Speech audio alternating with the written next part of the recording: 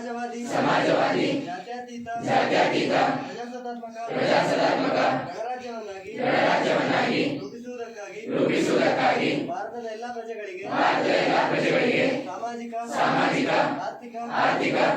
ಮತ್ತು ರಾಜಕೀಯ ನ್ಯಾಯವನ್ನು ವಿಚಾರ ಅಭಿವ್ಯಕ್ತಿ ನಂಬಿಕೆ ಧರ್ಮ ಮತ್ತು ಉಪಾಸನೆ ಸ್ವತಂತ್ರವನ್ನು ಸ್ಥಾನಮಾನ ಮತ್ತು ಅವಕಾಶಗಳ ಸಮತೆಯನ್ನು ದೊರೆಯುವಂತೆ ಮಾಡುವುದಕ್ಕಾಗಿ ವ್ಯಕ್ತಿ ಗೌರವ ದೇಶದ ಏಕತೆ ಮತ್ತು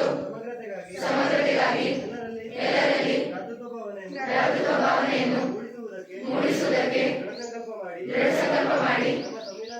ನಮ್ಮ ಸಂವಿಧಾನ ಸಭೆಯಲ್ಲಿ 1949ನೇ ಇಸವಿಯ ನವೆಂಬರ್ ತಿಂಗಳ 26ನೇ ದಿನದಂದು ಈ ಸಂವಿಧಾನವನ್ನು ನಮಗೆ ನಾವೇ ಅರ್ಪಿಸಿಕೊಂಡು ಅಂಗೀಕರಿಸಿ ಶಾಸನವಾಗಿ ವಿಧಿಸಿಕೊಂಡಿದ್ದೇವೆ.